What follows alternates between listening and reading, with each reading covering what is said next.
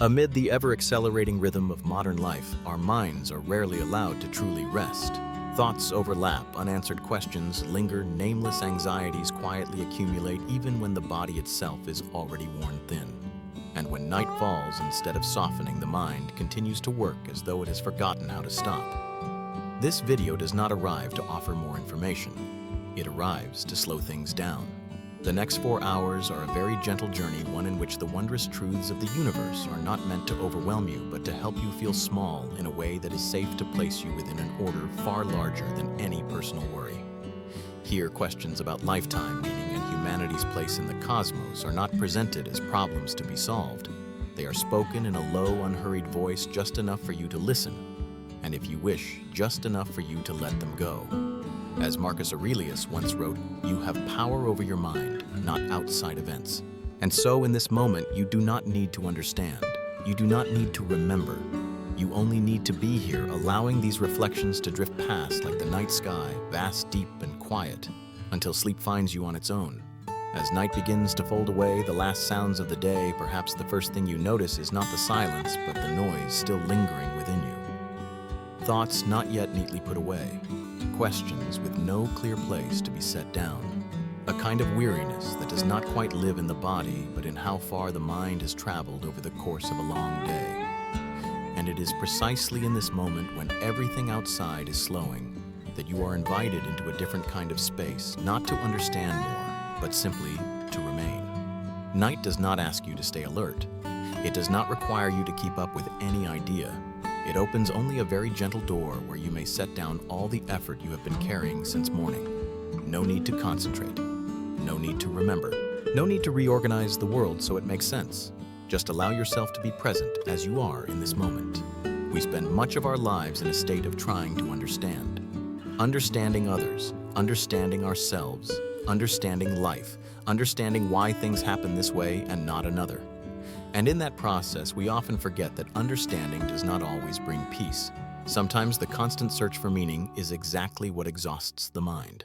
Tonight, you do not need to walk that path any further. You are allowed to stop midway even while the questions remain unanswered. Marcus Aurelius once wrote in Meditations, "Nowhere you can go is more peaceful, more free of interruptions than your own soul." Yet perhaps that quiet does not come from understanding more deeply, but from no longer trying to understand at all. From accepting that there are things which do not need to be named, do not need to be analyzed, and can still exist fully as they are. In this space, you do not need to be a better version of yourself. There is nothing to fix, nothing to make right. Night does not judge. Night does not compare. Night only holds. And when you allow yourself to slow down, you may begin to notice that beneath the noisy layers of thought, there is always a deeper level quietly waiting. A place not pressed by time, not stretched thin by expectation. Carl Jung once suggested, "Who looks outside dreams, who looks inside awakes." But perhaps in the context of night, this awakening does not mean alertness in the usual sense. It feels more like a very gentle return, one where you no longer need to look outward in search of anything, but simply feel the rhythm of your breath unfolding on its own without effort, as though the mind, after a long day of work, is finally allowed to lie down. There is a very soft question offered here, not for you to answer, but simply to keep you company. What remains when we stop trying to understand? When concepts grow quiet? When inner stories no longer line up demanding attention? When you no longer have to define who you are, where you are going, or who you will become? What is left in that open space? Perhaps it is a very primal sense of safety. Perhaps it is the simple presence of breathing, of lying here, of existing. Perhaps it is an ancient part of you, a part that was present long before you learned to ask questions, to worry, to carry responsibility. Night does not try to name that part. It merely creates the conditions for you to touch it again if you wish. Friedrich Nietzsche once wrote, "When you look into an abyss, the abyss also looks into you. But tonight, the abyss is not frightening. It does not look back to challenge you, but to remind you that within silence, there is not emptiness, but a depth wide enough to rest in. A place where awareness does not need to stand guard. You do not need to complete this journey. You do not need to listen to the final sentence. Some stories are completed not by being heard in full, but by the listener falling asleep along the way. Not out of disinterest, but because they have arrived at the right place. Night understands this, and so does sleep. So if as these words continue to drift, you feel your eyelids growing heavy, your thoughts thinning out, and the distance between ideas widening, that is not a failure of attention. It is a sign that the mind is doing exactly what it needs to do: letting go, setting things down, returning to its natural state. Here, there is no requirement to stay awake, no task to follow along, only a very gentle invitation: you may remain or you may leave into sleep at any moment. Night is still here, and something very still, very deep continues to exist even when you stop trying to understand. When you have set down some of the day's urgency, when thoughts begin to thin out and pauses slip gently between ideas, a very subtle feeling may arise, as if the world around you has finally agreed to stand still. Yet it is precisely in that moment that something interesting begins to open. Not absolute silence, but the realization that the universe has never truly been quiet. It is only silent in a way the human ear cannot hear. If we listen with a slower breath, with a softer kind of attention, we may notice that everything is moving. Not loudly, not dramatically, just as a long, continuous flow. Galaxies drifting apart, space itself stretching, light from distant stars still traveling across billions of years to reach our eyes. Even now, as you lie still, reality continues waiting for no one, asking permission from no one. The wonder here is not overwhelming. It is a gentle kind of wonder, like suddenly realizing you have been standing on a boat drifting so slowly that you once mistook it for solid ground. We grow up with the sense that the world is stable, that the ground does not move, that time flows in one familiar direction. But science, like philosophy, has long whispered something else. What we call stability may simply be motion slow enough for us to grow accustomed to it. Heraclitus once said, "No man ever steps in the same river twice. The river changes, and so does the one who steps into it." That thought does not belong only to physical rivers, but to the reality we inhabit. The universe does not repeat itself in the same state. Even what appears most enduring, stars, laws, vast structures, is moving in its own way. We simply do not feel it because that change lies beyond the rhythm of human biology. From this realization, a very soft thread begins to form between the universe and our inner lives. If reality is always in motion, why do we grow so tired trying to hold on to certainty? Perhaps because we have learned to believe that safety lives in what does not change. We want things to stay still so we can predict them, but the universe does not operate according to that need. It is not chaotic, yet it does not stand still. It moves within an order larger than human control. When we look at the night sky and think it is silent, what we may be sensing is not the universe's quiet, but the limit of our senses. Invisible waves passing through, gravitational forces interweaving, shifts so slow they make no sound. The universe does not speak in human language, it whispers in time. And if we pause long enough, we may begin to feel that rhythm, not with our ears, but through a very deep relaxation. From here, we can turn gently back toward ourselves, because we too are part of that movement. The body does not stand still. Cells are born and fade. Breath comes in and goes out. Thoughts arrive and leave. And yet in daily life, we tell ourselves a different story, that we must be certain, must be stable, must keep everything within reach. And when the world refuses to follow that script, we grow tired. We tense. We worry. Nietzsche once wrote, "There are no facts, only interpretations." Perhaps what troubles us is not that reality changes, but that we interpret change as a threat. If we believe everything must remain still for us to be safe, then movement becomes anxiety. But if we allow ourselves to see differently, movement can become a lullaby, a steady, expansive rhythm in which nothing needs to be held tightly. At this point, the stream of reflection does not need to stop to reach a conclusion. It can simply continue very slowly. From recognizing that the universe is always in motion, we may gently release the expectation that we must keep everything stable. We do not need to become the pillar holding the world in place.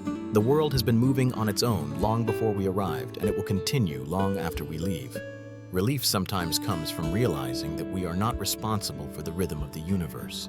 Carl Jung once reminded us, "In all chaos, there is a cosmos; in all disorder, a secret order." Movement does not mean chaos. Change does not necessarily mean loss. From a wider view, expansion, motion, and transformation may be signs of a deeper order, one that does not require the ego's control in order to exist. And if we allow ourselves to rest within that thought without needing to analyze it further, a different kind of calm may emerge. Not the calm of things standing still, but the calm of no longer resisting the current. We let reality move as it will. We let thoughts come and go. We let the night continue to open, just as space continues to open beyond us. Here, between the quiet movements of the universe and the small rhythm of your own breath, there is a meeting point. A place where you do not need to understand everything, do not need to be certain in order to rest. And as this narration continues to drift, if your eyelids begin to grow heavy, if ideas begin to dissolve, that does not mean you are missing something. It only means you are easing into a very old, very deep rhythm. The rhythm the universe has never stopped and has never required you to keep up with. After sensing that the universe has never been still, that everything has always been moving in rhythms beyond human perception, we can take one very gentle step further, not to travel farther, but to soften a concept that has lived within us for a long time. A concept so familiar we think we already understand it, the Big Bang. Most of us grew up with a very specific image, a colossal explosion erupting in darkness marking the beginning of everything. A cosmic blast, a loud dramatic moment almost theatrical in nature. Yet if we allow ourselves to pause for a moment to breathe a little more slowly, we may notice that this image says more about human imagination than about the reality science is trying to touch. The Big Bang, in its modern understanding, is not an explosion that happened somewhere in space. It has no center, no edge, no point we can gesture toward and say everything began here. Instead, it resembles a very quiet opening. Space itself expands. The distance between all things increases, not because galaxies are racing away in a blast, but because the very fabric of reality is slowly stretching. This idea, when we do not rush to grasp it, can bring a strange kind of lightness. Because if the origin of everything was not loud or dramatic, then perhaps existence does not need to begin in tension. Perhaps the deepest beginnings never make a sound. From here, reflection can drift naturally toward another question, not a scientific one, but an inward one. If the Big Bang has no center, if there is no spatial starting point, what does that say about the way we so often search for a center within ourselves? We are used to thinking that everything needs a point of origin, a clear reason, a decisive moment. Yet the universe, from the very first instant we can imagine, did not follow that logic. Stephen Hawking once wrote, in A Brief History of Time, the universe doesn't allow perfection. Not because it is chaotic, but because it has no need for the rigid boundaries humans tend to love. Seen this way, the Big Bang feels like a quiet reminder that not every beginning needs to be clearly defined. A genesis can unfold everywhere at once, without a stage, without an audience. And if we look more closely, this idea is not foreign to our inner lives at all. The most profound changes within us rarely begin with noise. They do not arrive with thunder. They come quietly. One evening, one long breath, one letting go that we are not even sure when it happened, as if something inside us had been opening silently long before we noticed. Here, the narrative does not need to hurry forward. It can curve gently back, reconnecting with what we sensed earlier. If the universe is always in motion, and if its origin was not a shock but a soft expansion, then perhaps movement and stillness are not opposites. There are movements so deep they create no disturbance. There are changes so vast they feel like peace. Ludwig Wittgenstein once wrote, "The world is everything that is the case." But perhaps that is not a fixed state, but an ongoing process. The Big Bang is not an event that ended. It is a process still echoing. Space is still expanding. Reality is still opening. Even now, as you lie still, that story continues without requiring your attention to exist. And here, a very gentle comfort may arise. If the universe did not need a center or a clear orientation at its beginning, then perhaps your life does not need to have started correctly either. Perhaps not knowing exactly where you are in the larger picture is not a flaw. It is simply the nature of a reality without a central point. Alan Watts once said, "You are an aperture through which the universe is looking at and exploring itself." If that is so, then the Big Bang is not only the story of the universe's birth, but also the story of how everything continues to explore itself through movement, through change, through beings who can reflect, and then who can rest. Here, reflection can slow even further. No need for more concepts, no need for more images. Just a soft sense of similarity between the way the universe began and the way sleep invites you now. There is no explosion, no on-off switch, only a gradual opening. Awareness thins, the edges of thought soften, and you drift into another state without having to decide. If the Big Bang was a silent opening, then sleep is too. It does not arrive by command. It comes when we stop trying to control, when we accept that not everything must be understood from the beginning, that not every question needs a clearly marked starting point. So as this narration continues to drift, you do not need to imagine the universe exploding in darkness. You may imagine a space once very small, very dense, slowly without sound becoming wider. And in that widening, everything finds room to exist, without hurry, without pressure. If your eyelids grow heavier, if thoughts begin to dissolve like softened outlines in the night, that does not mean you are leaving the story. Perhaps you are simply merging with that same opening rhythm. The rhythm the universe began long ago and continues very gently, very deeply, even when you are no longer listening. When the idea of the Big Bang has softened, no longer a loud moment, but a very quiet opening, we can allow the stream of thought to drift naturally toward another boundary. Not a boundary of space in the physical sense, but the edge of what we can know. Here, the dominant feeling is no longer wonder, but humility. A very gentle humility, one that does not make us feel small in a painful way, but in a safe one. The universe we can observe with all its galaxies, stars, and immense structures is not the entire universe. It is only the portion whose light has had time to reach us. A bubble of awareness limited by time and by the speed of light. Beyond that edge, there is not nothingness, but regions that information has not yet arrived from. They are not hidden out of secrecy, but because reality has no obligation to be easily accessible. This thought, if we do not rush to understand it, can bring a strange sense of relief, because it suggests that it is not due to a lack of intelligence or effort on our part, but simply that some things lie beyond the reach of human experience. Like standing on a shoreline at night, we cannot see the curve of the earth yet. That does not make the earth any less round. The limits of perception do not make reality poorer. They simply invite us to be more humble. Immanuel Kant once wrote in Critique of Pure Reason, "We have no knowledge of things as they are in themselves, but only as they appear to us." In this context, the statement is not pessimistic at all. It simply places us where we belong. We do not stand at the center of the picture. We stand at a very specific point with very specific senses looking out toward a reality far larger than ourselves. And from that position, understanding becomes a form of contact, not of possession. When we think of the edge of the universe, we often imagine a wall, but in truth, there is no wall at all.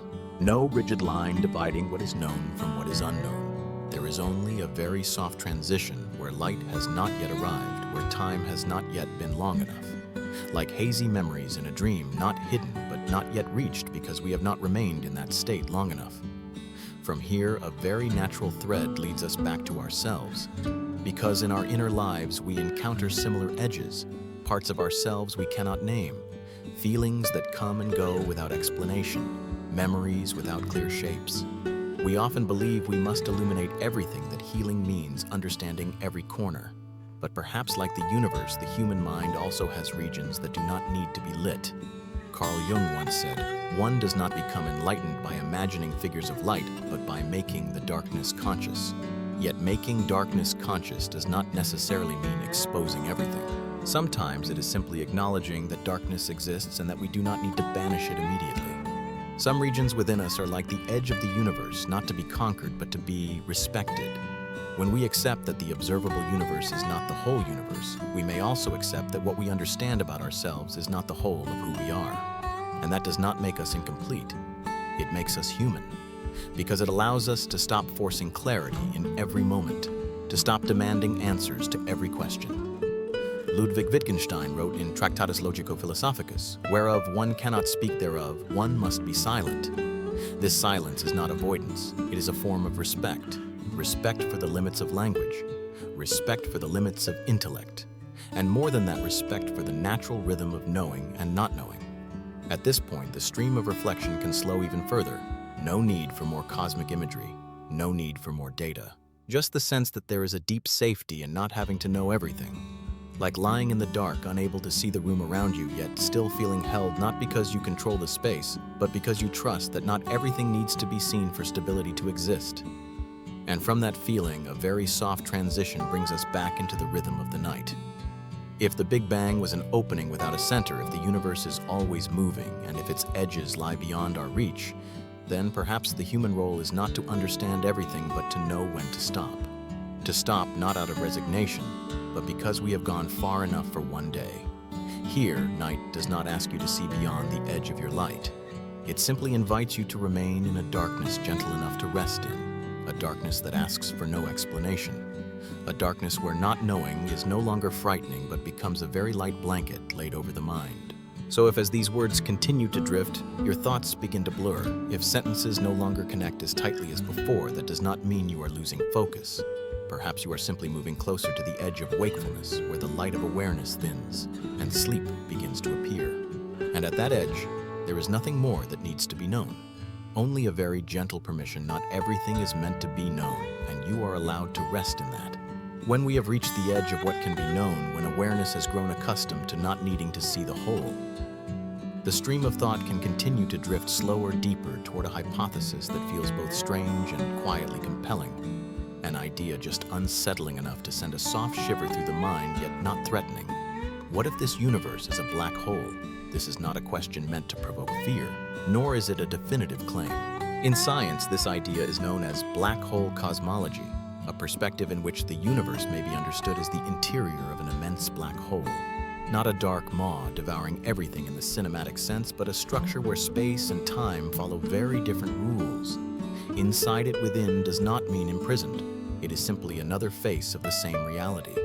If we allow ourselves to feel, rather than prove, this idea carries a strangely comforting quality. In popular imagination, a black hole is a place with no escape. Yet in theoretical models, the interior of a black hole may be an expanding space remarkably similar to the universe we inhabit, which means that the sensation of being enclosed does not necessarily imply being trapped.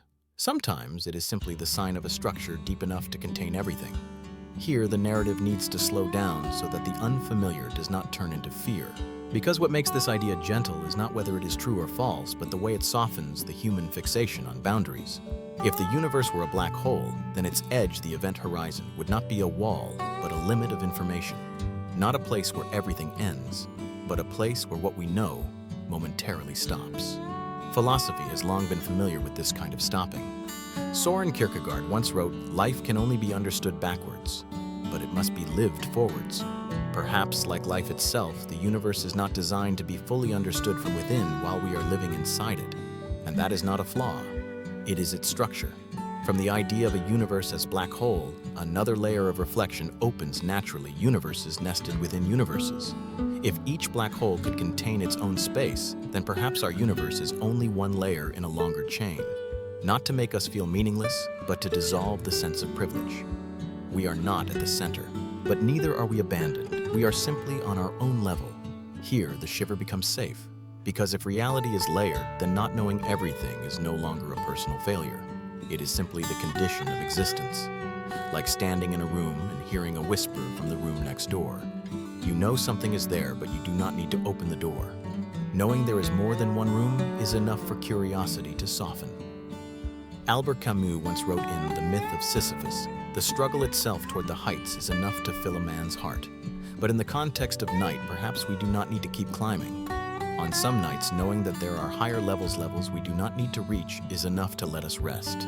This stream of thought connects smoothly with inner life, because within each person, there are also very personal black holes, deep reservoirs of memory, compressed emotions, questions with no clear exit. We often fear them, believing that entering them means losing control. But if we see them as containing spaces rather than traps, our relationship to them can change. Carl Jung once said, "One does not become enlightened by imagining figures of light, but by making the darkness conscious." Yet making darkness conscious does not mean shining a flashlight into every corner. Sometimes it simply means allowing darkness to have shape depth and function like a black hole that does not destroy, but helps hold a galaxy together. From here, the narrative can become very soft. No need for more terminology, no need for more theory. Just the sense that the idea of the universe as a black hole is not meant to frighten, but to free us from the need for clear boundaries. If we are inside something larger, then not seeing everything is no longer a deficiency. It is a sign of being held. At this point, night does what it does best. It lowers the volume of thought. The idea remains, but it does not demand a response. Like a landscape seen through a train window, you do not need to get off the train to understand it. You only need to know that it exists and then let it pass.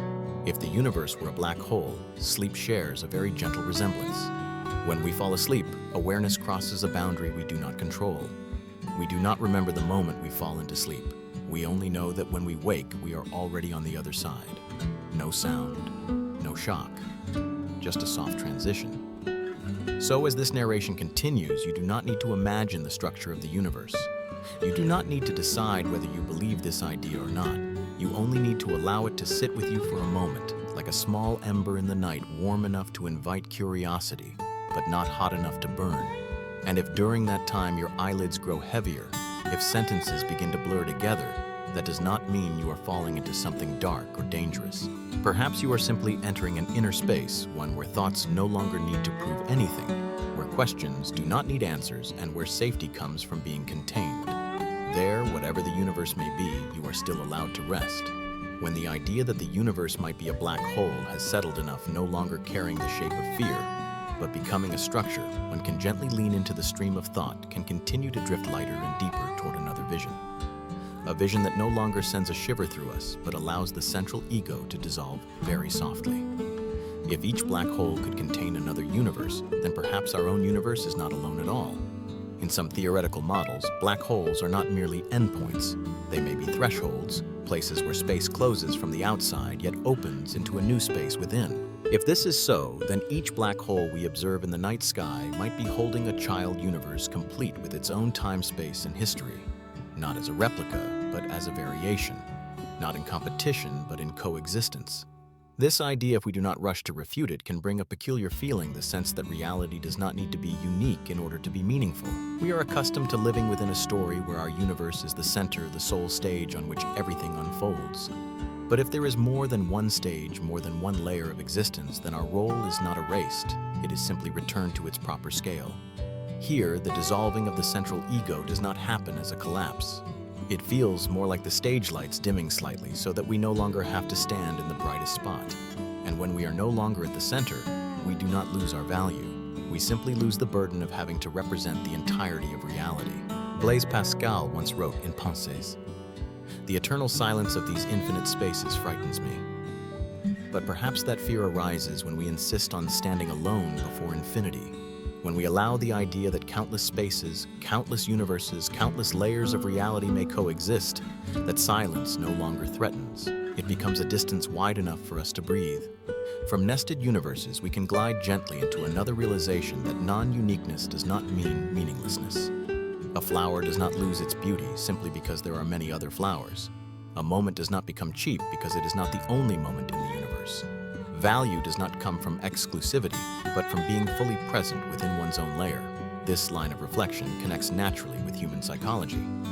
Much of the ego's suffering comes from believing it must be the center of the story of relationships, of meaning itself. When reality does not revolve around us, we feel unmoored. But if reality never required a single center to begin with, that sense of loss can soften and dissolve. Friedrich Nietzsche once wrote, "There are no facts, only interpretations." And perhaps our universe is itself one interpretation, valid, but not exclusive. When we release the need to be the only interpretation, we do not lose direction. We simply stop placing ourselves under an unnecessary weight. The image of reality as an infinite series of opening layers can feel overwhelming if we try to grasp it with daytime logic. But in the space of night, we do not need to draw maps. We only need to feel the very gentle repetition of unfolding, one layer holding another. One space within another space. No layer needs to deny another in order to exist. And if we allow this image to stay for a while, a deep comfort may arise. If reality has many layers, then living fully within just one of them is not a failure. It is natural. We do not need to reach infinity to have a complete life. We only need to be where we are. Alan Watts once said, "You are not a stranger in the universe. You are the universe looking at itself." But perhaps that gaze is not singular. It is countless points of view simultaneously across many layers. And among them, your point of view, small specific, still has its own place without comparison. Here, the narration can slow even further, nearly matching the rhythm of breath. As the central ego dissolves, a soft openness appears. Not the emptiness of loss, but the openness of no longer having to carry the entire sky. We do not need to understand every layer of reality. We do not need to locate ourselves within an infinite picture. We only need to allow ourselves to be a very small, very quiet part. At this point, night does what it always does best. It narrows vision in order to widen the sense of safety. The idea of child universes no longer feels like a scientific hypothesis. It becomes a healing metaphor that within the black holes of life's experience, crises, ruptures, losses, There may exist other spaces, other ways of being not yet reached. Carl Jung once wrote, "The psyche is a self-regulating system. If the mind too operates through such deep layers, then not being able to control everything becomes less frightening. It simply suggests that many layers are quietly working on our behalf. And from here, the stream of thought can drift very naturally toward sleep. For sleep itself is a kind of child universe, a space within the space of waking life, a layer of reality where the daytime ego dissolves, making room for other images, sensations, and rhythms. We do not need to be the center in a dream. The dream unfolds on its own." If, as these words continue to drift, you feel yourself becoming smaller, not in the sense of being diminished, but in the sense of being placed gently where you belong, that is a sign that non-uniqueness is turning into comfort. You do not need to be the center of the universe in order to rest. You only need to be a very quiet point within a chain of unfolding layers and allow sleep like another child universe to receive you softly. When the idea of universes nested within universes has softened, when the central ego has stopped trying to hold a privileged position, the stream of thought can drift onward into another sensation, a very slight tilt away from what feels familiar. Not a shock, not a paradox, but a gentle leaning just enough to suggest that reality may be more subtle than we once imagined. If galaxies tend to rotate in a preferred direction, what might that mean for how we understand randomness? For a long time, humanity believed that on the largest scales, the universe was fair in every direction. No left or right, no before or after, no bias. A flat stage where all motion was evenly distributed. And then from observations that are very distant, very ancient, a hint began to appear. Many galaxies seemed to rotate in the same direction. Not enough to draw hasty conclusions, but enough to raise a soft question. Might the universe carry a preferred direction from the moment it was born? The feeling this question brings is not anxiety. It is a quiet curiosity, like noticing that your heartbeat tends to lean to one side as you fall asleep, or that the night wind often blows more readily in one familiar direction than another. Some inclinations do not need grand explanations. They are simply traces of an origin. If the universe has been rotating since its beginning, that motion does not need to be loud. It can be slow, steady, almost imperceptible. And yet the slowest motions are often the most enduring. When we allow this idea to remain for a while, it can offer a strange comfort that even what we call randomness may be guided by a deeper rhythm. Aristotle once wrote in physics, "Nature does nothing uselessly," not to claim that everything has a clearly defined purpose, but to suggest that in nature, even small tendencies have their place. A bias does not need to disrupt order in order to exist. It may be the order seen from another angle. From here, the reflection connects smoothly with inner life.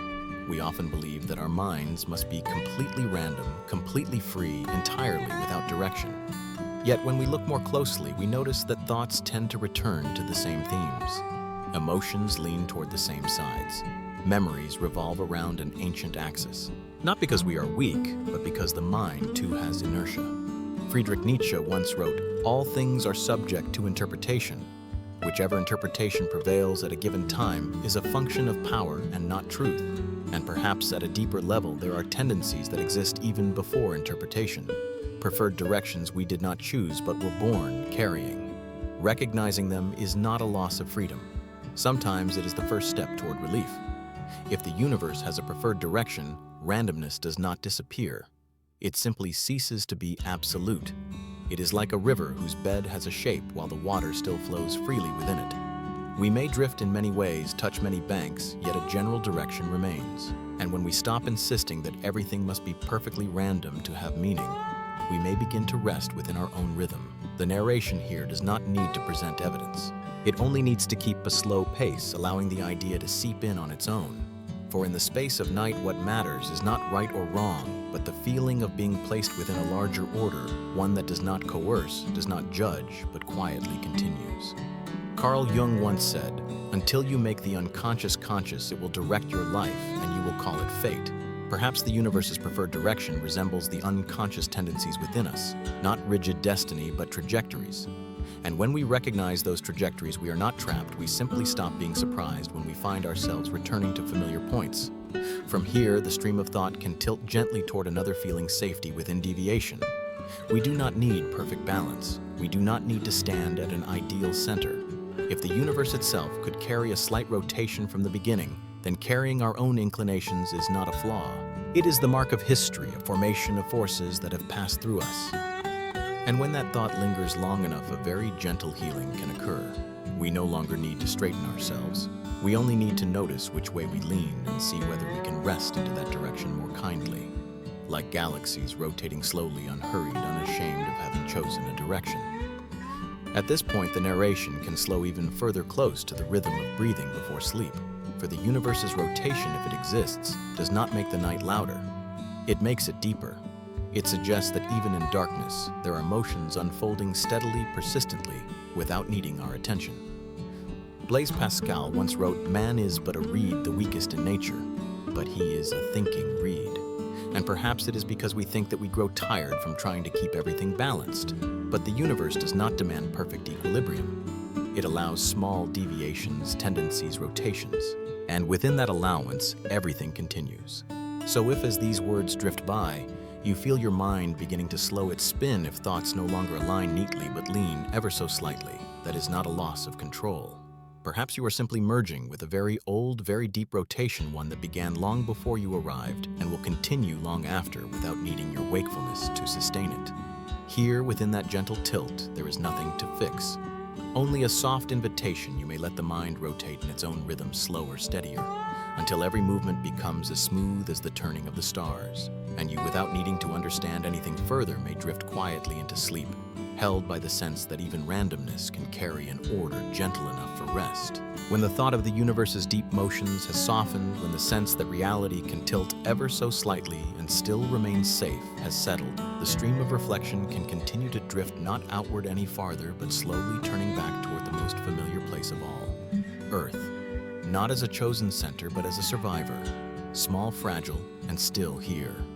Under the night sky, with its billions of galaxies and countless planets, the idea that Earth is unique begins to feel fragile. Scientific models suggest that many Earth-like planets may have existed places with enough water, enough energy, enough time. Almost Earths. Worlds where life might have begun and then stopped, not for lack of effort, but because life is not guaranteed. It is not a reward for perfect conditions, but the outcome of a long process of trial and error by the universe itself. Here, the feeling need not turn pessimistic.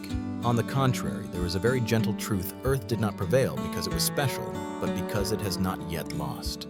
It has not been pushed out of its orbit. It has not lost its magnetic field. It has not run out of water. It has not faced disruptions beyond its limits of endurance. And within this not yet, there is a quiet beauty. Not triumphant, not destined, simply continuing. When we see life as a chain of near endings, we begin to release a very old burden, the burden of believing that we were chosen. For being chosen often comes with heavy responsibility. Survival is different. It allows humility. It allows gratitude without pride. It allows care without judgment. Charles Darwin once wrote in On the Origin of Species, "It is not the strongest of the species that survives, nor the most intelligent that survives. It is the one that is most adaptable to change." In this light, Earth is not a symbol of victory, but evidence of adaptability sustained over time. And if life persists not because it deserves to, but because it adapts, then our individual lives may be seen the same way, not needing to be perfect, only soft enough to continue. From here, reflection flows gently into inner life. We often ask ourselves, why am I here? Why do I keep going despite exhaustion, despite uncertainty? The answer need not be a grand mission. Sometimes it is simply because we have not broken, because we have avoided a few storms, because we have adapted in small ways we barely noticed. Albert Camus wrote in The Myth of Sisyphus, "The struggle itself toward the heights is enough to fill a man's heart. But in the context of night, we do not need to climb any higher. It is enough to recognize that continuation itself is sufficient. Earth does not need to prove anything in order to exist. It only needs to keep turning, keep holding water, keep allowing fragile things to grow." And when we see Earth as a survivor, a very gentle healing can occur. We stop comparing. We stop asking why not somewhere else. We begin to see the value of what is here, not because it is great, but because it remains. Like a relationship that continues, like a body that still breathes, like a night that is calm enough for us to lie down. The narration here does not need to intensify emotion. It only needs to keep a steady rhythm, for life, when observed long enough, is not dramatic. It is persistent. It repeats. It repairs small fractures each day. It continues not because it is applauded, but because conditions allow it. And within that allowance, there is a deep sense of safety.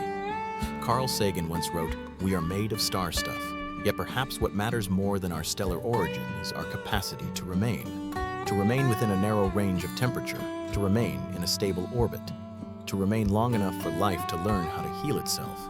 Earth is not radiant because it is rare, but because it endures. From Earth, the stream of thought can drift naturally toward humanity. If this planet is a survivor, then we fragile beings upon its surface are as well. We do not need to be chosen in order to deserve rest. We do not need to prove our worth. Not having lost today is already enough. Here night does what it always does, it lowers demands. No grand purpose required, no heroic narrative needed. Only a very small continuation breath in, breath out, a steady heartbeat. The feeling of being supported by the ground of a planet that has remained long enough for us to be here.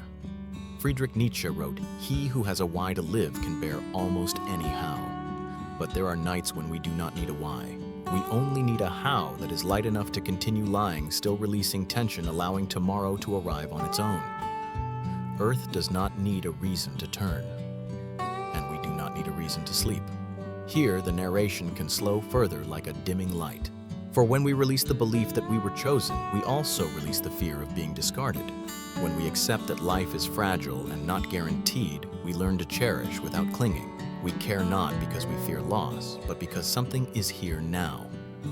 If, as these words continue to drift, you feel yourself becoming smaller, not in the sense of shrinking, but of being placed in proper proportion, that is a good sign.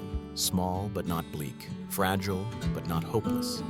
Like Earth within the vastness of space, not privileged, not destined, simply still here. And if your eyelids grow heavy, if thoughts begin to thin, let that happen. There is no need to hold on to the story, no need to remember the arguments. For like life on Earth, sleep does not need to be guaranteed by reasons. It arrives when conditions grow gentle enough. And tonight, in the quiet understanding that we are surviving, not chosen, that gentleness may already be present. When the image of Earth as a survivor has settled, when the gentle gratitude of not yet lost has had time to rest in the chest, the stream of thought can drift on slower, deeper into another emotional territory. Cosmic nostalgia. Not a heavy sorrow, but a distant remembering for worlds that once had the potential to become home, yet did not walk the path to its end. In the darkness of space, Mars appears like a faint red memory. Ancient traces suggest that water once flowed, that the surface was once warmer, that the atmosphere was once thick enough to hold the breath of a young planet. Venus in a far-off time may have been temperate before turning into a relentless furnace, and there are countless other almost worlds places whose initial conditions were close enough, yet a small deviation, a chain of events, was enough to bend the story in another direction. Here, the feeling is not regret in the human sense, but a quiet recognition potential does not guarantee outcome. The universe makes no promises, it experiments, it repeats, it leaves unfinished paths behind without resentment. Worlds that failed are not wrong. They simply stopped, like so many other processes in nature. This thought, if we do not rush to judge it, can become a soft pillow for the mind. We grow up in stories that celebrate victory, completion, success. We learn to believe that failure is something to be avoided. But when we look far enough, long enough, we begin to see that failure too is a natural state of the universe. Not the opposite of success, but its companion like night alongside day. Soren Kierkegaard once wrote, "Life is not a problem to be solved, but a reality to be experienced." Worlds that did not solve the problem of life in Earth's way were still complete experiences of the universe. They existed long enough to be themselves. And in that existence, nothing was wasted. From distant planets, the stream of thought can slide naturally toward human life, for each of us carries our own almost worlds, plans that once had enough conditions, relationships that once held enough hope, versions of ourselves that stood very close to another turning. Not all of them continued, and that does not make them mistakes. They are simply possibilities that came to rest. Albert Camus wrote in The Myth of Sisyphus, "The absurd is born of this confrontation between the human need and the unreasonable silence of the world. Yet within that silence, the universe does not mock. It simply does not intervene. It allows both continuation and stopping. And when we view failed worlds through that lens, judgment can dissolve, making room for a wide, quiet compassion. Cosmic nostalgia does not ask us to be sad. It only invites us to soften toward what did not happen, toward what never fully took shape. toward ourselves as we realize that not every effort needs a complete ending to have value. Some stories are completed by not continuing. Here, the narration does not need to build tragedy. It only needs to keep a steady rhythm like a night train passing through stations where it does not stop. Mars, Venus, other planets they pass through awareness like distant lights. We notice them, acknowledge them, and let them go. There is no need to carry them. Friedrich Nietzsche wrote, "That which does not kill us makes us stronger." But perhaps in the space of night, we can allow another reading. Not everything needs to become stronger. Some things stop to make room for others. The universe does not hoard achievements. It lets things arrive and depart according to their conditions. When we allow the idea that failure is natural to remain, a very gentle healing can take place. We stop treating the past as a ledger of errors. We begin to see it as a sky that once held many orbits, not all of which needed to complete a full circle. And in that view, the weight of self-blame can be set down. Carl Jung once said, "I am not what happened to me, I am what I choose to become."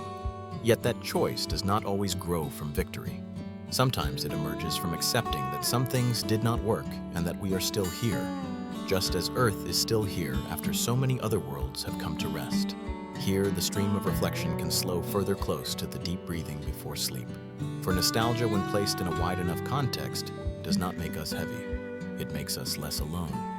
We are not the only ones with unfinished paths. The universe is full of such stories, and that does not make it any less beautiful. At this point, a very soft transition brings us back to the present. Among countless worlds that have failed, there is one world that remains.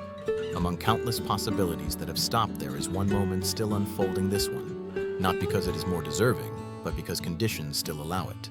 And within that allowance, we are invited to rest. Blaise Pascal wrote, "The heart has its reasons, which reason knows not." Perhaps the universe is the same. It has its reasons that we do not need to understand in order to accept. Failed worlds do not need to be explained. They only need to be acknowledged and then left in peace. If, as these words continue to drift, you feel a very light sadness pass through, let it pass. There is no need to hold it, no need to push it away. Like the light of stars long extinguished, still reaching us, then fading. You do not need to complete every story before sleep. You do not need to rescue every possibility that is past. Night understands this, so does the universe. It does not close the book on failed worlds with noise. It lets them settle into space like distant memories. And in that settling, there is a very gentle whisper. Failure is not a stain. It is simply one form of existence. So as your eyelids grow heavy, as ideas begin to blur, allow yourself to stop here. There is no need to go on, no need to extract a lesson. For like planets that did not finish their path, sleep does not need to arrive anywhere to have value. It only needs to come when conditions are gentle enough and receive you into a safe darkness where every story is allowed to pause. When the stream of reflection has passed through distant worlds, planets that came to rest and orbits left unfinished, perhaps it is time for it to turn very slowly toward what is closest. Not to search for a new center, but to touch what has always been here, the human being. Not as the grand subject of the universe, but as a temporary thinking presence, fragile, finite, yet aware of that very fragility. Once the view has widened enough for us to stop placing ourselves at the center, a gentleness appears. Humanity no longer has to carry the role of representing the meaning of all reality. We can become smaller in proper proportion without losing dignity. For within that smallness lies something rare, the capacity to notice. We are not the center of the universe, but we are a place where the universe is felt, even if only for a moment. Our awareness is not a solid, enduring object. It is the product of biology, of billions of neurons working within a delicate balance. A little sleep deprivation, a mild fever, a small chemical shift, and the world can change color. This does not make consciousness less valuable. On the contrary, it makes each moment of wakefulness more precious, for nothing guarantees it will always be there intact as we expect. William James wrote in The Principles of Psychology, "My experience is what I agree to attend to." In that sense, consciousness is not a window opening onto objective reality, but a very narrow field of attention within a sea of possibilities. We do not see the whole world. We touch only a slice enough to live enough to feel. And within that limit, life unfolds. From this fragile awareness, a gentle understanding can form meaning is not something the universe delivers. The universe sends no messages. It installs no purpose in advance. It does not wait for us to decode it. Meaning, if it exists, is something we briefly feel in very specific moments while listening to music, while holding a familiar hand, while noticing that we are still breathing in the quiet of the night. Albert Camus wrote in The Myth of Sisyphus, "The struggle itself toward the heights is enough to fill a man's heart." But here, struggle does not necessarily mean climbing upward. Sometimes it simply means continuing to feel within a world that offers no promises. Meaning does not come from a final victory, but from our continued capacity to be moved, even knowing that every movement will pass. This line of thought connects naturally with healing, for when we stop demanding that the universe come preloaded with meaning, we also stop placing that pressure on ourselves. We do not need to live a correct life. We do not need to complete a grand mission. Briefly sensing something is enough, like a small light in the night, not banishing the darkness, but enough to keep us from getting lost. Friedrich Nietzsche wrote, "He who has a why to live can bear almost any how." But there are nights when we do not need a why. We only need a how that is light enough, breathing more slowly, allowing thoughts to pass without grasping. Meaning in those moments does not need to be named. It may appear as a warmth and then dissolve. When we see the human being as a temporary presence, we also learn to soften toward time. We no longer need to hurry, no longer need to hoard experiences as if they might run out. For if awareness is fragile, then spending it in tension is a kind of waste. Night invites the opposite, to spend awareness on rest, to let thoughts remain unformed, to let the feeling of existing drift freely untethered from purpose. Carl Jung said, "The privilege of a lifetime is to become who you truly are. Yet who you truly are does not have to be a fixed identity. It can be the ability to turn inward and realize that we are not the stories we tell during the day. We are the stream of experience unfolding right now. And that stream has the right to grow quiet. Here, the narration can slow further as if entering a quiet room. The human being, with all its thinking, does not need to explain itself. Consciousness does not need to prove its worth. It only needs to be cared for. And one of the gentlest forms of care is to allow it to withdraw for a while, like the tide receding, leaving the shore warm." Ludwig Wittgenstein wrote, "The limits of my language mean the limits of my world. But in sleep, the world does not require language. When words fade, experience does not vanish, it simply changes form. From thought to sensation, from analysis to release, from I to being. From here, a very soft transition leads us toward the next part of the journey, the body. For as awareness softens, the body begins to speak in its own language, heartbeat, breath, warmth. A human being is not only a thinker, a human being is a living organism self-regulating quietly at work even when we are not watching. If, as these words continue to drift, you feel you no longer need to hold on to meaning that is not a loss, it is trust. Trust that existing even temporarily, even fragilely, can be enough. Trust that you do not need to be the center in order to be at ease. Trust that feeling, however brief, is still a way of living fully. So let the stream of reflection close very gently here. No conclusions, no declarations, just a kind whisper, you are a temporary thinking being, and tonight you are allowed to rest from having to think. Awareness may step back, meaning may soften. And in that tender space, sleep can arrive without reason, without proof, like a natural return for a being that has traveled far enough for one day. When awareness grows tired after a long journey of thought, when questions about the universe and the human being begin to thin out the natural current of night, gently carries us back to what is closest. Not ideas, not meaning, but the body, the part that remains here still working even as the mind begins to rest. There is a deep reassurance in realizing that the body does not wait for our understanding in order to function. Right now, as you lie still, millions of chemical reactions are unfolding. Cells are being renewed, small damages are being repaired. The immune system moves quietly on its rounds. The heart does not need to be reminded to beat. The lungs do not need instructions to breathe. And in the darkness, your skin emits a very faint light, not enough to be seen, but enough to know that life is present. This thought does not need to astonish us. It only needs to settle us. For if the body can do all of this without the control of consciousness, then perhaps we do not need to strain ourselves to keep everything in place. There is a very ancient intelligence operating beneath thought, one that does not speak in language, does not require concepts, yet knows precisely when to repair and when to rest. Baruch Spinoza once wrote, "No one has yet determined what the body can do, and perhaps what lightens us is not the effort to define that capacity, but the willingness to trust it. To trust that the body knows more than we imagine, to trust that not everything needs the supervision of awareness in order to be cared for. This stream of reflection connects smoothly with all that has come before. If the human being is a temporary thinking presence, then the body is the steady ground beneath that temporariness. Awareness comes and goes, meaning sharpens and fades. But the body continues its work, regular patient, asking for no explanation. And within that patience, there is a kind of healing that requires no effort. We often live as if we must understand in order to feel safe, understand causes, understand mechanisms, understand ourselves.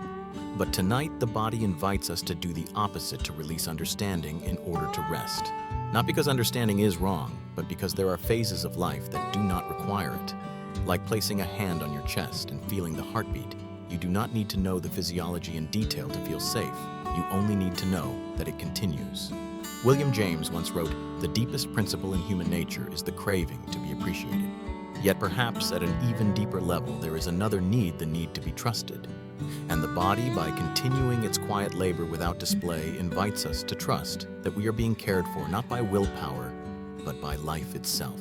Here the narration can slow dramatically, close to the rhythm of breath, close to the softening of muscles.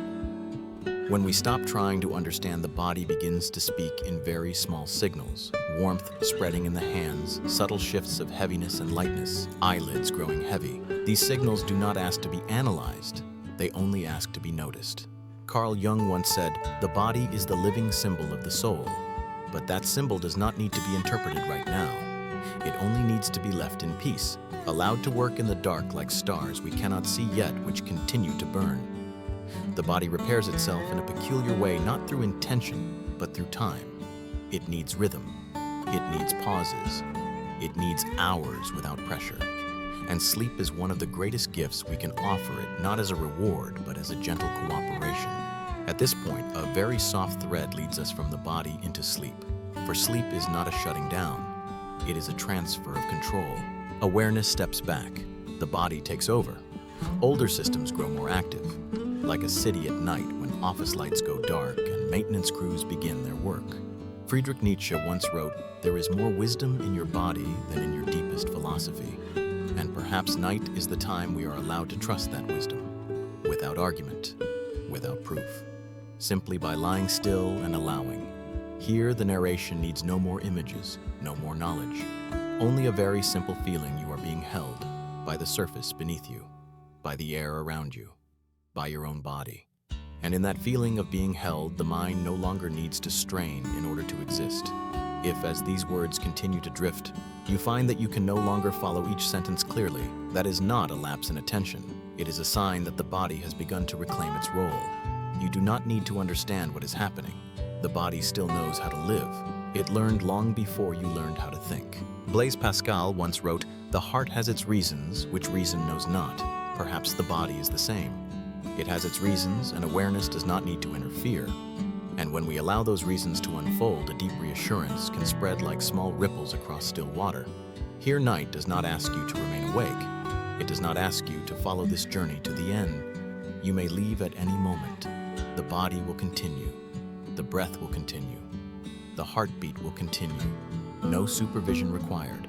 And so let this stream of reflection close very gently. No conclusions, no messages. Only a quiet reminder you do not need to understand in order to live. The body has understood for you. It is working. And within that quiet labor, sleep may arrive not as a collapse, but as a natural return where everything is allowed to move according to its own rhythm. When we recognize that the body continues its quiet work without the supervision of consciousness, when the breath has slowed and a gentle sense of safety has begun to spread, the stream of thought can move one step further into sleep. Not as a retreat, but as a very ancient philosophical act, a silent choice. The choice to stop holding on. We often see sleep as an escape from problems, from questions, from things left unresolved. But if we slow down enough, we may notice something else. Sleep is not turning away, but letting go. Not an act of helplessness, but an understanding that there are moments when continued control no longer brings wisdom, only prolonged exhaustion. At its deepest level, philosophy is not always about thinking more. Sometimes it is about knowing when to stop, knowing when a question has completed its task, knowing when consciousness must step back so that other layers of life can take over. Sleep in this sense is not the end of awareness, but a form of trust.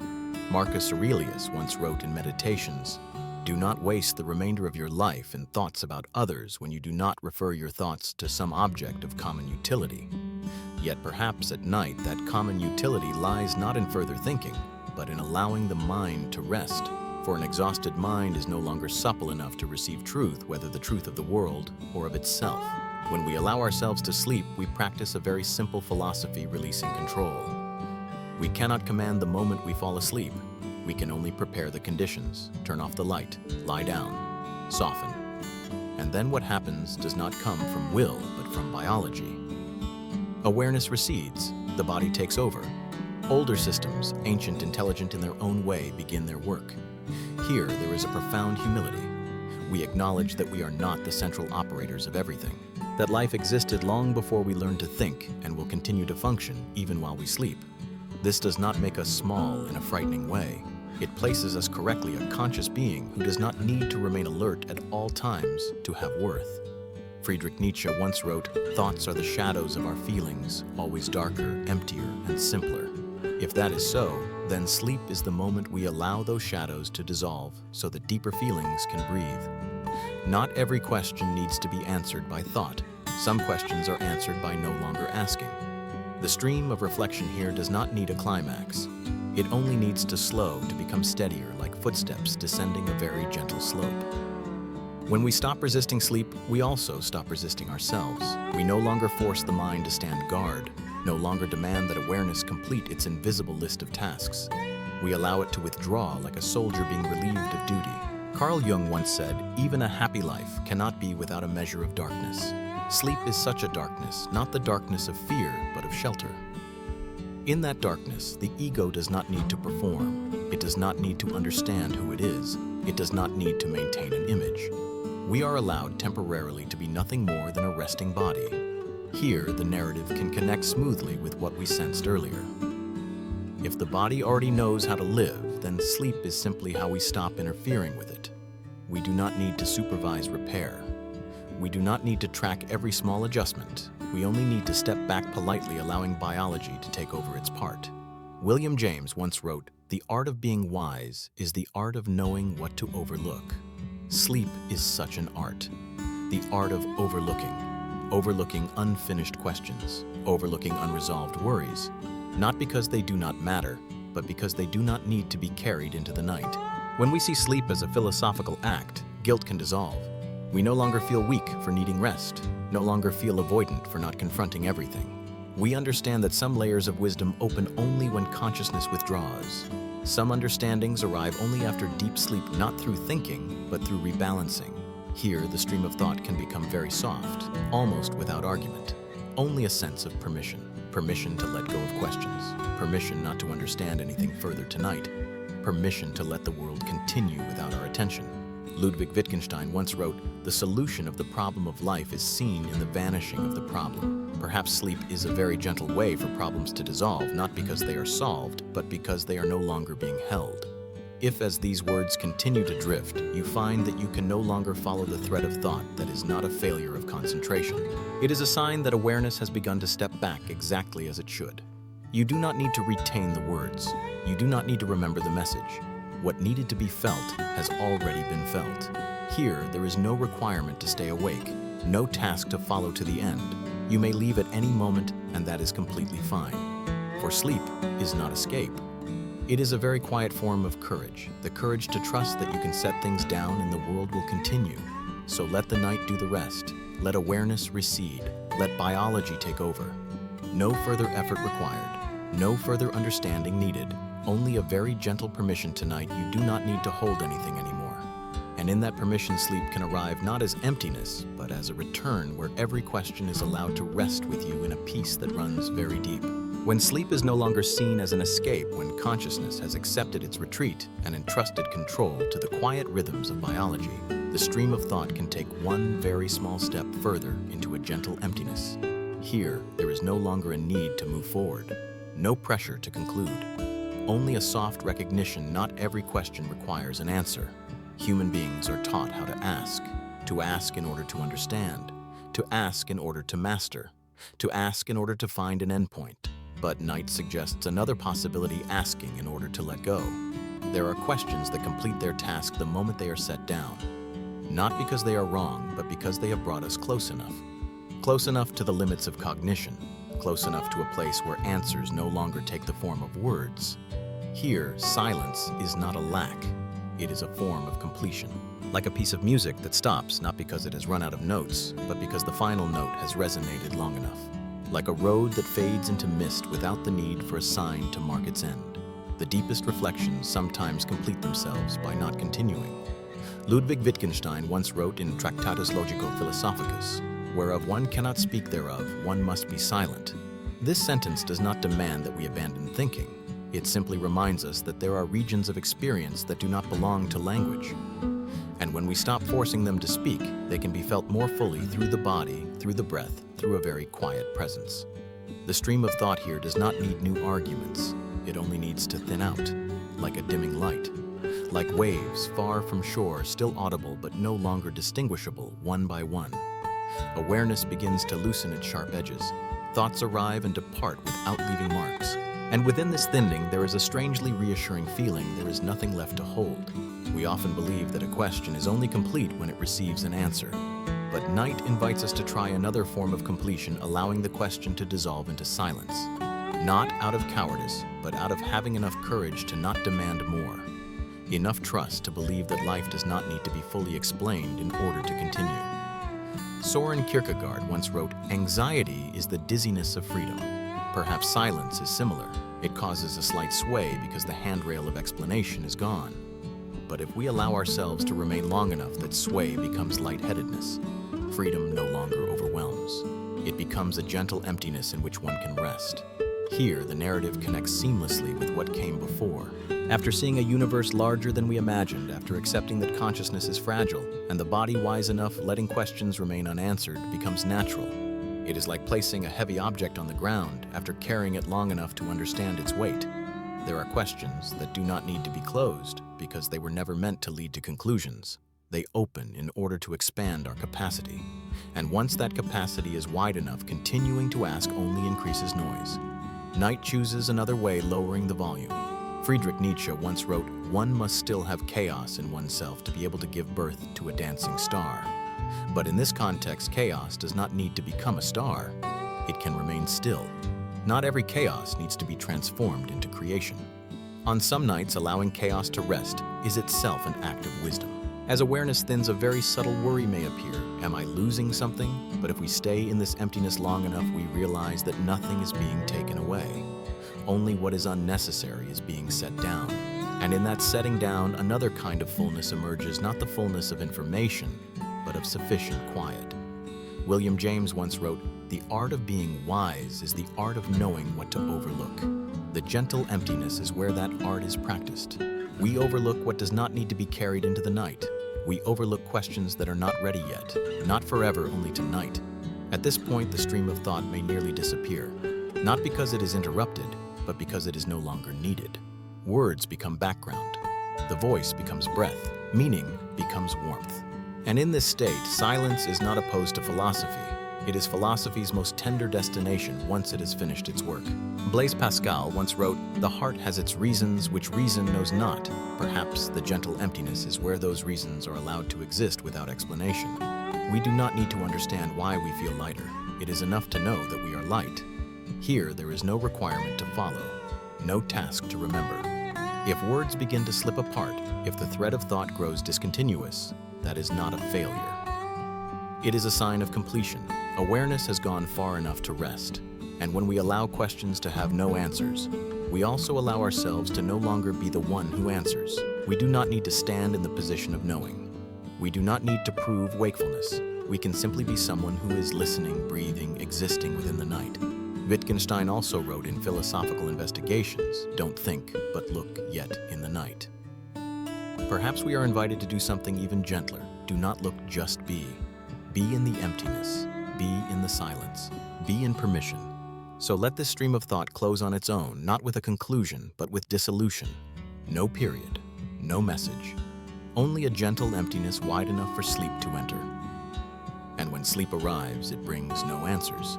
It brings rest, which at this hour may matter more than any question.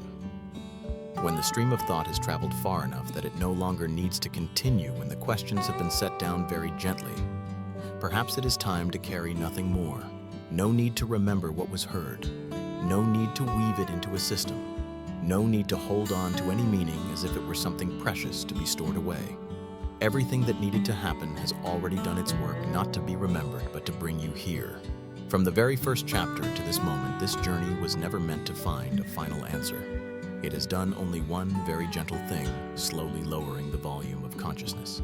And when that volume is low enough, when the edges of thought soften, sleep can enter on its own, uninvited, unhurried, unawaited. This video does not need to end. It simply fades. Like a voice lowering until it blends into the night. Like the moment when you can no longer tell where the words end and where your own breathing begins. No full stop. No farewell. Only a very natural dissolving, the way things dissolve when they are no longer being held. There is a familiar misunderstanding that sleep is a reward for a day well endured. But tonight, you do not need to deserve anything. Sleep does not come because you did something right.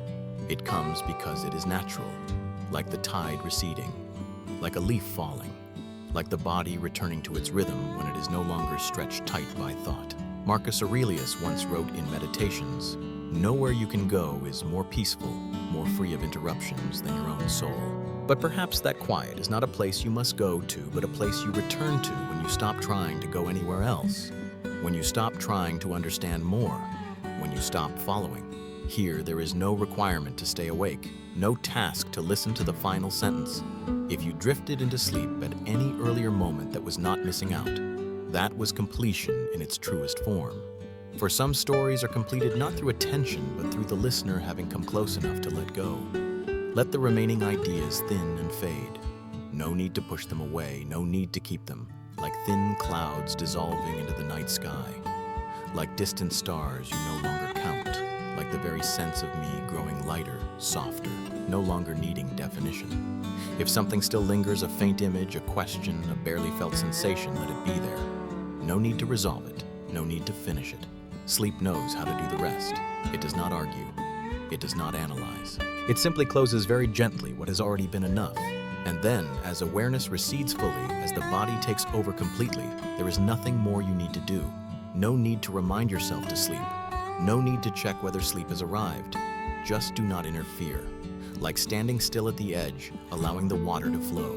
If tomorrow comes, it will come. If the night lingers a little longer, that is fine too.